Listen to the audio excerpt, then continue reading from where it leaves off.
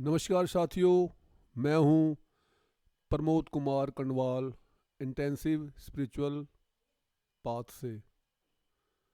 विचारधारा एक रहते हुए आपस में रहना बहुत आसान है, मगर विचारधारा के अंदर मतभेद का रहना और फिर साथ में मिलजुल कर रहना, ये काम कठिन है और यही कला है।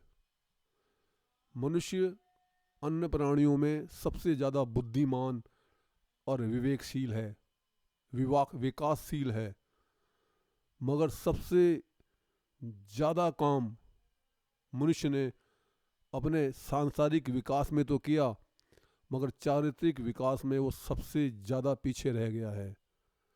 छोटी छोटी बात पर विचारधारा भिन्न हो जाती है और यही कारण है कि एक समय में हमारा घर, जिसमें 40, 50, 60, 70, 100 सदस्य एक साथ रहते थे, आज परिवार एकांकी हो गए हैं। 2 या 3 से ज़्यादा सदस्य एक परिवार में अब नहीं मिलते हैं।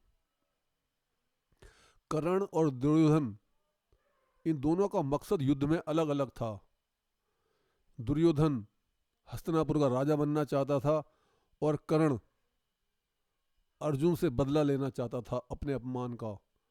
मगर कर्ण और दुर्योधन की विचारधारा एक होने पर वो एक साथ रहे, क्योंकि उनका मकसद एक था कि वो दुर्योधन हस्तिनापुर जीत ले और अर्जुन हार जाए या अर्जुन का वध हो जाए।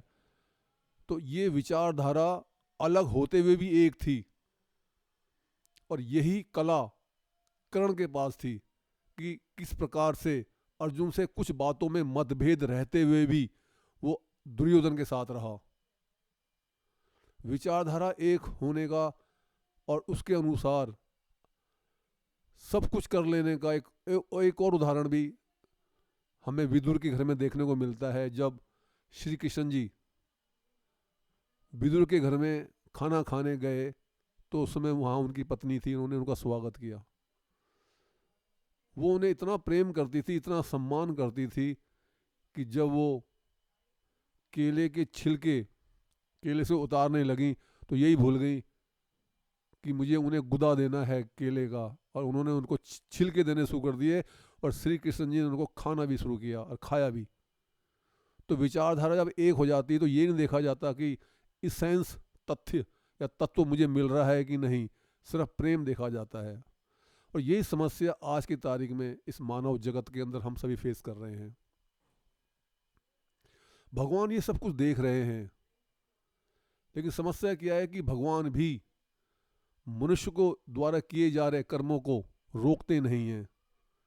इतने सारे कुकर्म, दुष्कर्म, अकर्म या न जाने क्या क्या इस दुनिया में हो रहा है। भगवान देख रहे हैं, उनकी निगाह में सब कुछ है, लेकिन वो रोकते नहीं हैं, क्योंकि वो वचनबद्ध हैं। जैसे भीष्म पितामह में वचनबद्ध थे कि मैंने अगर तुम्हें जन्म दे दिया है तो मानव योनि में अगर तुम आ ही गए हो, तो उन्होंने साथ साथ स्वतंत्रता भी दी है कि आप हर काम करने में स्वतंत्र हैं, मगर उसका फल भी उसको फिर वो उसी के अनुसार देते हैं। शुरू में रोकते नहीं हैं। यही समझता है व्यक्ति कि बस मैं हर काम को कर सकता हूँ। वो ये नहीं देखता कि आने वाले समय में उसको उस गलत कार्य का फल भी भुगतना ही होगा। जो ऐसा विचार कर लेते हैं, सोच लेते हैं और गलत कार्य से बच जाते हैं, फिर उनका जीवन बेहतर तो होता ही है। वो भगवान के भक्त भी बनते हैं और आगे विकसित होते हुए परमात्मा के घर वापस भी जाते हैं। हम सभी के सभी वास्तव में शेर के बच्चे हैं, मगर भेड़ों के बीच में पल रहे हैं। कहानी सबने सुनी होगी कि कोई शेर का बच्चा बिछुड़ गया था तो भेड़ों ने उसे पाला। अब भेड़ों से पाला तो वो भेड़ों के तरह तो रहेगा, वैसे ही खाएगा, वैसे ही पिएगा, वैसी ही बोलचाली होगी, वैसी ही वो भाषा निकालेगा, वैसी आवाज़ निकालेगा। और वो जब तक वो ऐसा ही रहता है, जब तक कोई उसे शेर नहीं मिल जाता, उसको विश्वास नहीं दिला देता कि नहीं तुम भेड़ नहीं हो, तुम तो शेर के बच्चे हो। और जब उसको विश्वास दिला देता है तो भेड़ फिर शेर का बच्चा बन जाता है। जहाँ पूरे दुनिया भर के जानवरों से डर रहा होता है, अब सारे जानवर उससे डर रहे होते हैं। तो हमें करना क्या है? हमने अपने जीवन में एक क्रांति घटित करनी है, और वो क्रांति है कि हमारी बुद्धि भगवतमय हो जाए। और हमारी बुद्धि भगवतमय जब ही हो सकती है जब हमें कोई साधु संत मिल जाए और हम उसके द्वारा दिए गए नाम जप और ध्यान को, सुमिरन को, प्रार्थना को और सेवा को उसके अनुसार करते रहें, अभ्यास करते रहें, अभ्यास करते रहें, अभ्यास करते रहें, और संसार से साथ साथ बैराग धारण करते रहें। संसार को साथ साथ छोड़ते जाएं और भगवान को साथ साथ पकड़ते जाएं, तो हमारी बुद्धि भगवत में हो जाएगी। जब बुद्धि हमारी भगवत में हो जाएगी तो इससे बड़ी क्रांति दूसरी कोई हो नहीं सकती। दुनिया में एक से एक बढ़कर क्रांति हुई है, लेकिन वो सब सामाजिक सांसारिक क्रांति थी। हमें चाहिए भगवत क्रांति, और भगवत क्रांति हो सकती है सिर्फ सुमिरन के अभ्यास से। हम जब बार बार उसका अभ्यास करेंगे, बार बार हम उसका अभ्यास करेंगे, तो हमारी जो बुद्धि है, जो संसार में पूर्ण तरह से लिप्त है, वो धीरे धीरे भगवत में होनी शुरू हो जाएगी। और जब वो भगवत का रंग उसमें चढ़ जाएगा, जब उसमें इतना रंग चढ़ जाएगा, काली हो जाएगी जब वो, तो उसमें दुनिया का कोई भी रंग उस पर फिर नहीं चढ़ेगा, और बस यही क्रांति होगी उसके जीवन में।